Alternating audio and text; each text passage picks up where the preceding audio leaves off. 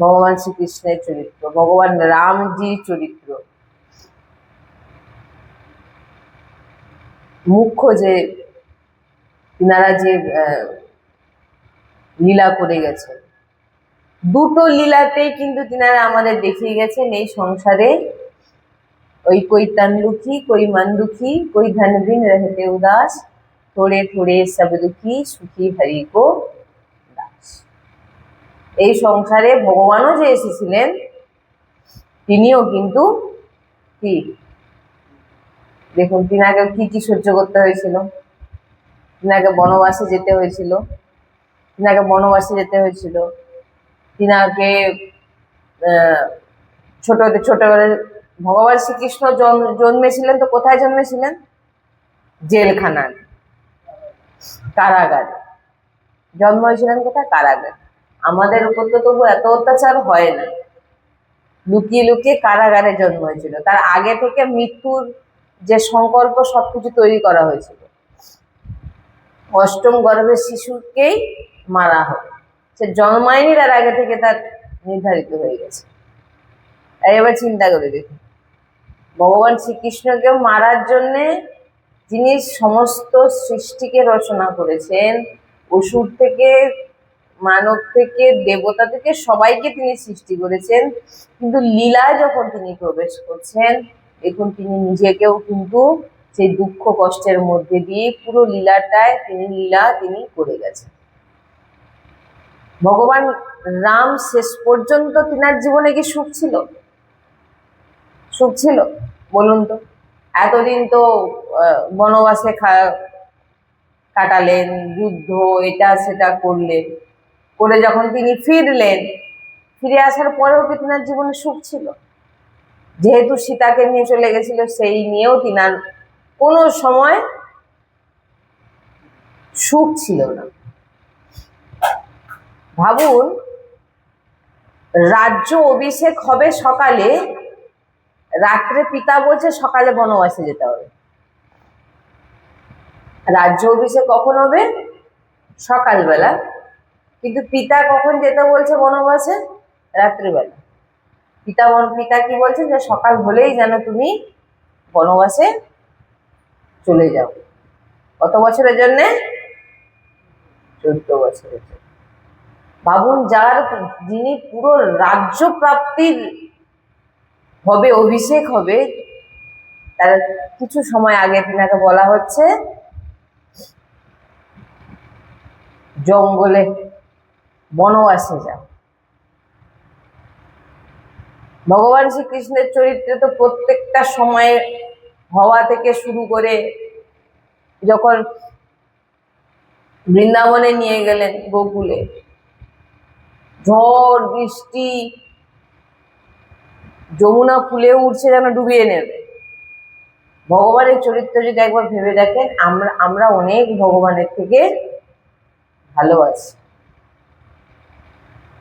সেখানে যাওয়ার পর একটার পর একটা অসুর আক্রমণ করতে লাগে। তাহলে বলুন, ভগবান তো দেখাতে পারত যে আমি অবতারিত হয়েছি, আমাকে সবাই পুজো করবে, আমাকে সবাই এক অন্য চোখে দেখবে। কিন্তু এখানে ভগবানকেও কিন্তু একই যেটা আপনার জীবনেও ঘটছে, ভগবানের জীবনেও কিন্তু সেম জিনিস ভগবান লীলায় দেখিয়ে দিয়ে গেছেন। তাই এই সৃষ্টিতে যেই আসবে, ভগবান এটাই বোঝাতে চাইছেন, সবাই এখানে দুঃখী। কেন? এই জায়গাকে কি বলা হয়? দুঃখালয় আর মৃত্যুলোক। এখানে যে আসবে তার মৃত্যু হবে, আর এটা হচ্ছে মৃত্যুলোক, আর হচ্ছে দুঃখালয়। এখানে যেই আসবে, যে জন্ম হবে, তার জীবনে কিন্তু দুঃখ থাকবেই। দুঃখ ছাড়া গতি নেই। যতই আপনি বলুন, আপনার জীবনে দুঃখ থাকবে।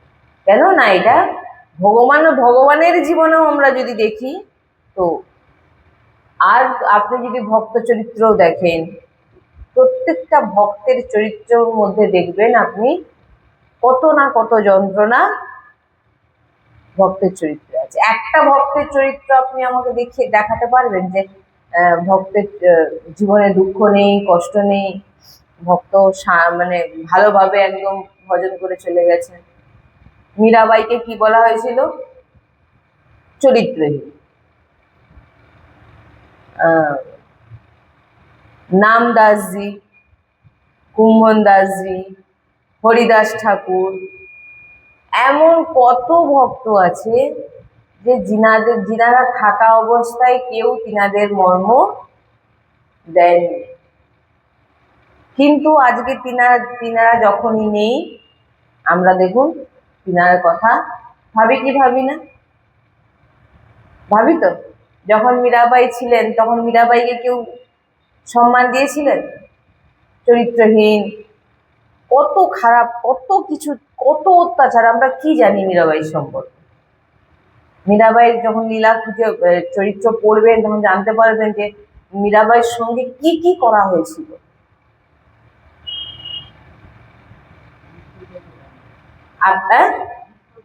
হ্যাঁ, তখন সবকিছুই কিন্তু নাটক মনে হয়েছিল সবার, কিন্তু একটা সময় যখন আসলো, আজকে আমরা মীরাবাইকে পরম ভক্ত বলে জানি ভগবান শ্রীকৃষ্ণের, যিনি ভগবানের সঙ্গে লীন হয়ে গেছিলেন। হরিদাস ঠাকুরের কথা আমি সেদিনকে বলেছিলাম। আজকে বামুন তো হরিদাস ঠাকুরকে আমরা পরম ভক্ত রূপে জানি, তিনার লীলা শুনি, তিনার লীলা শুনে আমাদের ভিতরে এক ভাব জাগ্রত হয়। কতটা অত্যাচার করা হয়েছিল ভাবুন, বেত্রাঘাত চলছে। আবার লুকিয়ে লুকিয়ে নয়, কিরকম অপমানিত করে ভাবুন। ভাবুন, ওই জন্য আমি একটা কথা বলেছিলাম না একবার, যে আমি এটা শুনেছিলাম যে হরিদাস ঠাকুরকে কিন্তু নিজের লোকেরাই ফাঁসিয়েছিল, করেছিল না? নিজেদের, দেখবেন নিজেদের মধ্যেই বেশি বেশি জিনিসটা হয়। একটা সত্য কথা জেনে রাখবেন, আপনাকে যদি কেউ কাঁদায় আপনার নিজের লোক, আপনাকে যদি কেউ দুঃখ দেয় সেটা আপনার নিজের লোক, আপনি মারা গেলে আপনাকে যে কাঁধে নেয় সেটাও কিন্তু আপনার নিজেরই লোক, আপনাকে চিতায় শোয়ায়ও আপনার নিজের লোক, আর জ্বালায়ও আপনার নিজের লোক, আর সবার প্রথমে এসে স্নান করেও আপনার নিজের লোক। কোথাও না কোথাও যদি আপনি কাঁদেন, দেখুন কোথাও না কোথাও আপনার নিজের লোকই দায়ী হয় না? তো এখানে প্রত্যেকটা লীলার মধ্যে দেখবেন কোথাও না কোথাও একটা, দেখবেন আমাদের হরিদাসজির চরিত্রে আপনি দেখুন, মীরাবাইর চরিত্রে দেখুন, সব নিজেদের লোকরা কিন্তু সেখানে সব তিনার পিছনে উঠে পড়ে লেগেছিল।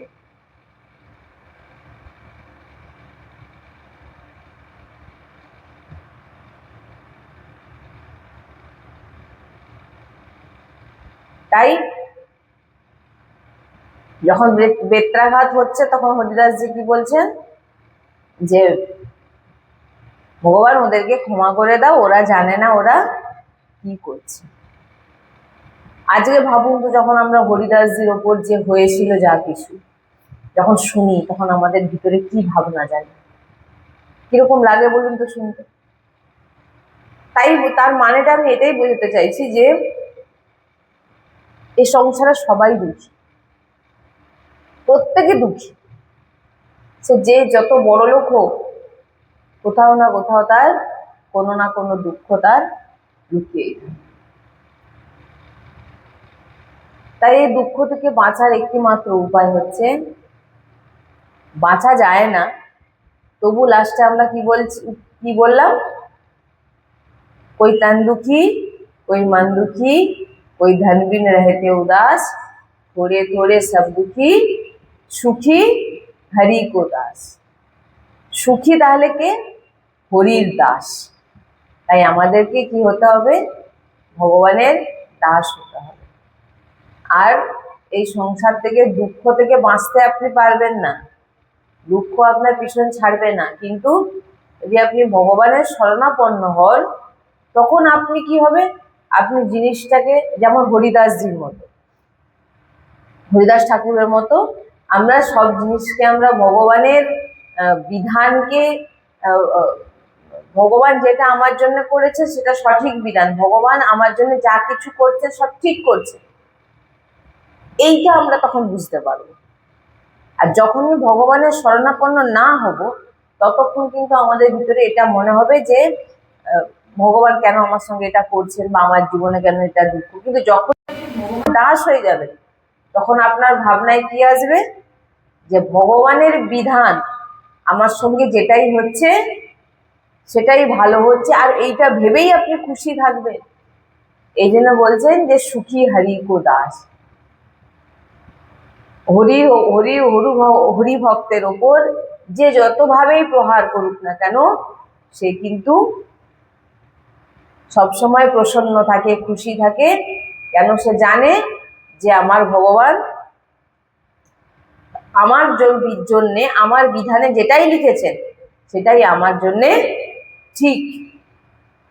এটা আর সব থেকে বড় যদি ত্যাগী বলেন, সব থেকে বড় যদি সহ্যশীল ধৈর্যবান যদি কেউ হয়ে থাকে, সে তাকে কাকে বলা হয়? ভক্তকে বলা হয়। আর এই গুণ আমাদের সবার ভিতরে আছে, সেটাকে আমাদের ফুটিয়ে তুলতে হবে। কি করতে হবে না, সব সময় নামের আশ্রয় থাকতে হবে, ভগবানের নাম জপের আশ্রয়। নাম জপ যত করবেন, আপনার ভিতরে ধৈর্য, আপনার ভিতরে যে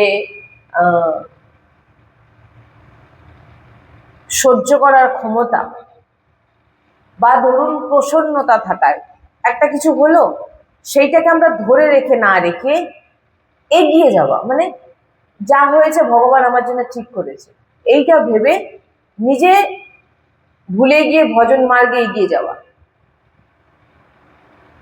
ধরে রেখে ওই জিনিসটাকে ধরে রেখে, এইগুলো পাওয়ার আপনি কোথা থেকে পাবেন? নাম জপের মাধ্যমে। নাম জপ আপনাকে পুরোপুরি তৈরি করে দেবে। তাই জন্য নাম জপ আমাদের জীবনে অতি প্রয়োজন। আজকেই শুনছিলাম আমি, গুরুজি বলছেন যে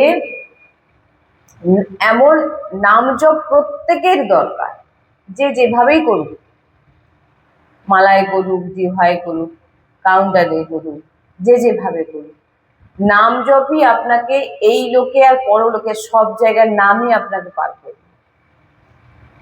এখানে যদি থাকেন সবসময় দুঃখ জীবনে, সাংসারিক, আপনি কত প্রবলেম আপনার জীবনে আসছে, কিন্তু তার মধ্যেও যদি আপনি নাম জপ করে যান, তো আপনাকে লড়তে যদি কেউ সাহায্য করবে।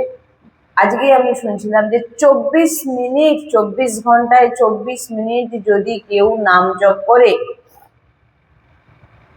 তার ডিপ্রেশন, তার মানসিক যন্ত্রণা, তার দুঃখ, এই লোকে পরলোকে সব কিছু থেকে সে শান্তি পাবে, মুক্তি পাবে। বলছেন একটা, আমি শুনলাম যে শান্তি পাওয়ার একটি মাত্র উপায় কি? নাম জপ। যে একটা ওষুধ আপনাকে সারা রাত শুয়ে রাখতে পারে, আপনি সারা রাত ওষুধকে শুয়ে থাকলেন 9-10 ঘন্টা, কিন্তু সেই ওষুধ আপনাকে কিন্তু শান্তি দিতে পারবে না। পারবে? শান্তি দিতে পারবে? আপনি কি কার খোঁজে ঘুরছেন? শান্তির খোঁজে। মানসিক যন্ত্রণা থেকে কিভাবে বাঁচবো, একটু শান্তি কি করে পাবো, সেটাই আমরা পাচ্ছি না। একটা অল্প বয়সী বাচ্চার কাছেও সেই একই কথা শুনবেন, আর একটা বৃদ্ধর কাছেও একই কথা শুনবেন, আমার জীবনে শান্তি নেই। তো অনেকে কি হয় বলছেন কি, ওষুধ আপনার হয়তো আপনাকে নিস্তেজ করে 5-7 ঘন্টা আপনাকে শুইয়ে রাখতে পারে, কিন্তু আপনার ভিতর শান্তি ফিরিয়ে আনতে কেবল আর কেবল ভগবানের নাম পারে। নামই পারে আপনাকে শান্তি দিতে। তাই নামের আশ্রয় সবসময়। এই প্রহ্লাদজির চরিত্র আমরা আরো বিস্তারিত শুনবো। প্রহ্লাদজি পূর্ণ রূপে যদি দেখেন, এই নামের জন্য এমন নাম নিয়েছিলেন, এত নিজেকে ভগবানের চরণে অর্পিত করে দিয়েছিলেন যে ভগবানকে বাধ্য হতে হয়েছিল নৃসিংহ ভগবানের মতো এমন একটি রূপে অবতারিত হতে, বাধ্য করে দিয়েছে। পাহাড় থেকে ফেলে দিচ্ছে, নাম নিচ্ছে। বিষ খাওয়াতে যাচ্ছে, নাম নিচ্ছে। মীরাবাইয়ের চরিত্র দেখুন, নাম নিচ্ছে। কুম্মন দাস চরিত্রে এমন ভক্ত দেখা গেছে চৌখা মেলাজি মহারাষ্ট্রে, যে জিনার হাড়ের ভিতর থেকে নাম উচ্চারণ হচ্ছে। ওই জন্য বাইরে ক্রিয়া পারুন না পারুন কোনো যায় না আছে না। কতটা কি আপনি পুষ্প দিলেন, কতটা কি আপনি ফল দিলেন, কত দামি ধূপ দিলেন, ভগবানের সামনে কত দামি মিষ্টি রাখলেন, এইগুলো কোনো কিছু যায় না আসে না। এগুলো তো আপনার ভাবনা। কতটা আপনি ভগবানকে নিজেকে দিলেন, সেটাই হচ্ছে ভগবান দেখে। আপনি নিজেকে কতটা ভগবানের চরণে অর্পিত করেন।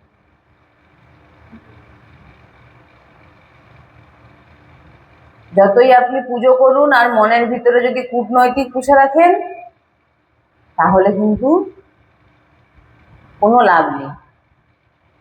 ছল কপট, অন্যের প্রতি খারাপ ভাবনা, অন্যকে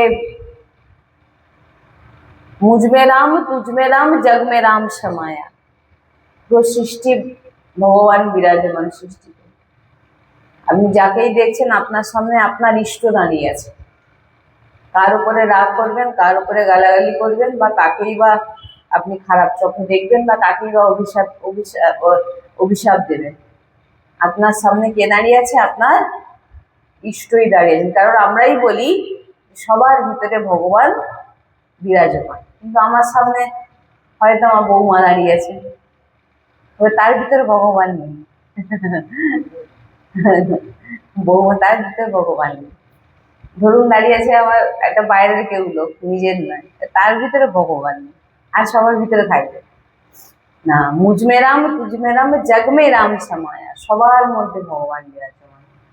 তো এই যে এই ভাবনা, ওই জন্য বলে না ভক্ত হওয়া অনেক কঠিন। ভক্ত হওয়া অনেক কঠিন। ভেষ সবাই ধারণ করতে পারে, আচরণে আনাটাকেই ভক্ত বলে। আপনার আচরণে যদি না ভক্ত ভাবনা থাকে না, আপনি যতই সেজে আসুন না কেন, কোনো লাভ হবে না। আপনি কার কাছে নকল সাজছেন? ভগবানের চোখে আপনি নকল সেজে ভগবান আপনাকে চিনতে পারবে না। আপনি জগতের সামনে নিজেকে পরিবর্তন করে দাঁড় করিয়ে দিলেন, কিন্তু আপনার অন্তরের ভিতর যে কত ময়লা, সেটা কিন্তু কে জানে? ভগবান কিন্তু জানে যে তোমার অন্তরের ভিতর কতটা ময়লা আছে। অতএব তুমি যতই বাইরে থেকে ভেজ নিয়ে আসো না কেন, আর যতই ধূপ দাও, ভাবো আমি বড় বড় ফুল দিচ্ছি, আমি এটা দিচ্ছি সেটা দিচ্ছি, আমার মতো সেবক আমি অনেক, জানো আমি এই এত দামি ভগবানকে ধূপ দিই। ভাই তুমি কি ভগবানকে দেবে? ভগবান তোমাকে বাঁচিয়ে রেখেছে, নিঃশ্বাসটুকু নিচ্ছ তার কৃপাতে। এখনই না বললে বন্ধ হয়ে যাবে।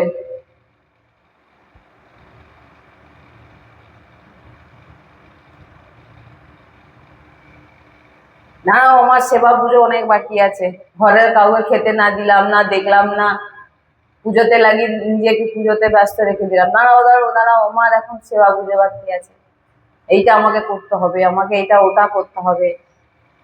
আমার জানো তো এইরকম ভাবে সব থাকে, কিন্তু মনের ভিতরে এত কূট ভরে রেখেছে। মন সবসময় অন্যের দোষ খুঁজছে, অন্যকে অপমান করার চেষ্টা করছে। একটা ভক্তের কি এরকম চরিত্র হয়? অন্যকে দোষারোপ করা, অন্যকে নিচু দেখানো, অপমান করা। ভক্ত সবসময় নিজেকে তৃণাদপি, নিজেকে তৃণের মতো রাখে না। আমরা কি করি? অপরকে তৃণের মতো রাখতে চেষ্টা করি। কি বললাম? অপরকে তৃণের মতো অপরকে দাবিয়ে রাখার চেষ্টা করছি, কিন্তু ভক্তের চরিত্র ওরকম হয় না। তৃণাদপি, ভক্ত নিজে তৃণাদপি হয়। গুরুজি বলেন যে দৈন্যতা যতদিন আপনার ভিতরে না আসবে, নিজেকে যতক্ষণ না দিনহীন ভাববেন, যতই ভেষ ধারণ করুন, যতই সবার সামনে বসুন দেখান আমি এত বড় ভক্ত অত বড় ভক্ত, কোনো লাভ নেই। আপনি মানুষকে ঠকাতে পারবেন কিন্তু ভগবানকে কখনো ঠকাতে পারবেন না।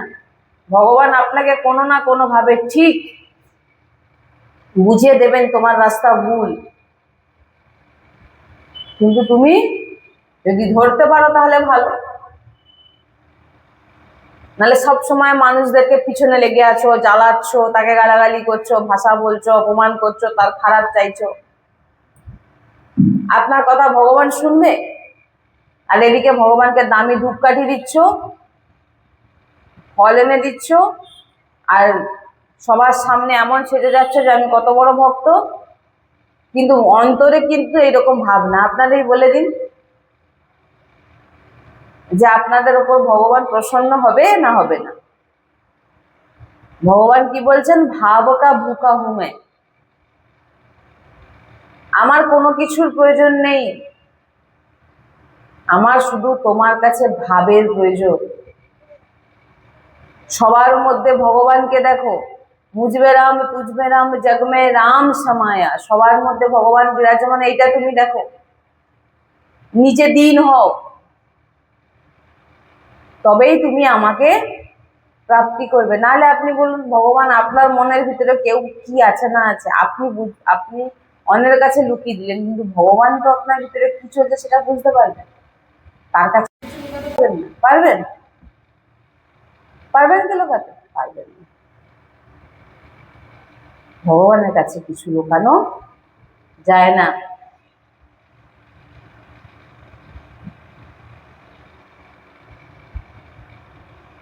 কিছু কিছু এমন অদ্ভুত অদ্ভুত লীলা হয়, যিনারা ভক্তরা হন যিনারা জানেন। তাই সবসময় আমাদের নিজেদেরকে পরিবর্তন করা উচিত অপরকে করার আগে। নিজের স্বভাব, নিজের আচরণ, ভগবান যেটা বলছেন সবার মধ্যে ভগবানকে দেখা, নাম জপ করা, দিনহীন হওয়া, নিজেকে দিনহীন মনে করা। একটা মানুষ আপনাকে কখন দেখবে? যখন দেখবেন ধরুন আপনি ভিক্ষা চাইতে গেছেন, আপনি একদম ভেষ ভাস সেজে গেলেন, আপনাকে ভিক্ষা দেবে কি সে? আপনি দিনহীন হয়ে গেলে তবে কিন্তু আপনাকে সে ভিক্ষা দেবে।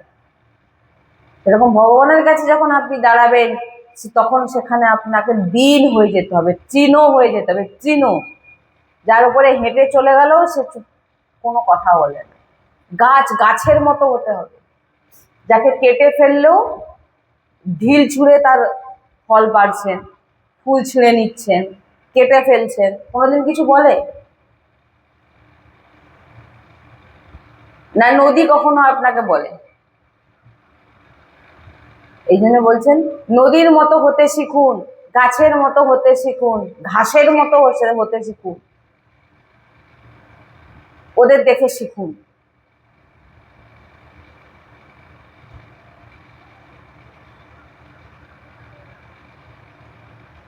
আর সব থেকে বড় যেটা, ভক্তদের চরিত্র শুনুন। আমাদের ভাগবত বিশ্রাম হলেই আমরা ভক্ত চরিত্র শ্রবণ করি। আমাদের ভাগবত যখন বিশ্রাম হয়ে যাবে, ভাগবত এখন তো প্রহ্লাদজি চরিত্র চলছে, এখন অনেকদিন চলবে, তারপরে ভাগবত বিশ্রামের পর আমরা কি শুনবো? ভক্ত চরিত্র। তো আমরা প্রহ্লাদজি চরিত্র কালকে বিস্তারিত শুনবো। আজকে সৎসঙ্গে আমরা যেটা জানলাম যে আমাদের শিখলাম যেটা, আমাদের জীবনের দুঃখ দূর করার জন্য আমাদের কিসের প্রয়োজন আছে? নাম জপ। আর নিজেকে সবসময় দিনহীন মনে করা, নিজেকে তৃণাদপি, নিজেকে তৃণের মতো, গাছের মতো নিজেকে তৈরি করুন। শুধু সহ্য করতে জানবে, ভগবানের নাম আপনাকে এইগুলো শেখাবে। তো তো প্রহ্লাদের চরিত্র আমরা বিস্তারিত ভাবে কালকে আমরা শ্রবণ করব। श्री राधा वल्लभ लाल की जय, सदगुरुदेव भगवान की जय, वृंदावन बरसाना धाम की जय, महाप्रभु श्री हरिवंश चंद्र जी महाराज की जय, यमुना रसरानी की जय, समस्त सहचरी वृंद की जय।